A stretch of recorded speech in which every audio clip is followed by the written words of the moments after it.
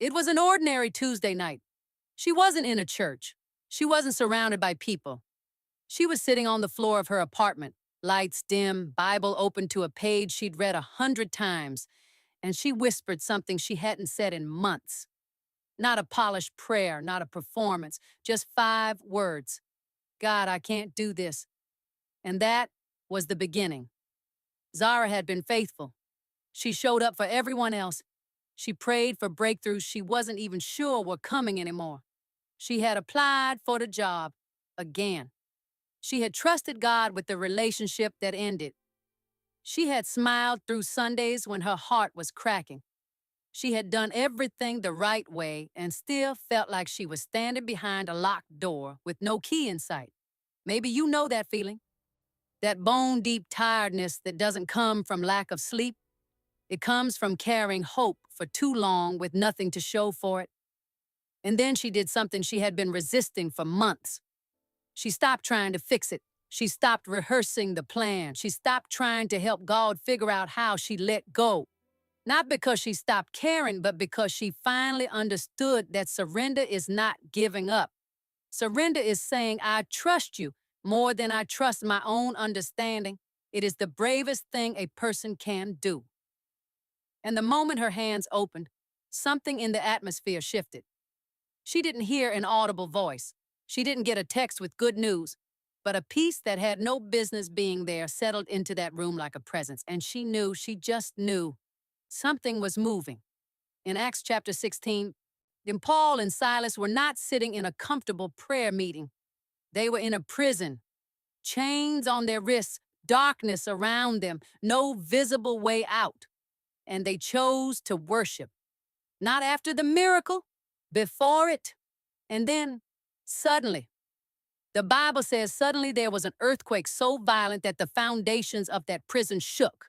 Every door flew open, every chain fell off, not gradually, not after a long negotiation with heaven. Suddenly, God specialized in sudden lies. He doesn't need a month to do what he can do in a moment. He doesn't need your perfect circumstances to move. He just needs your surrender.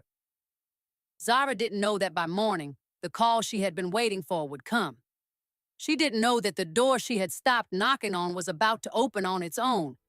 She only knew one thing. She had let go, and God had caught it.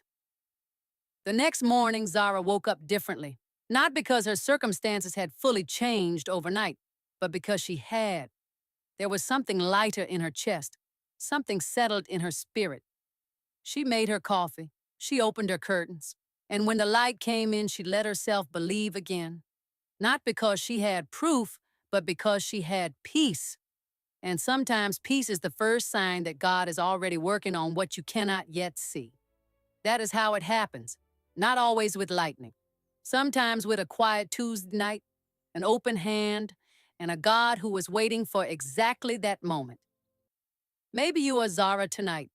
Maybe you are on the floor of your own apartment, in the middle of your own Tuesday, holding a situation that feels impossible and a faith that feels thin.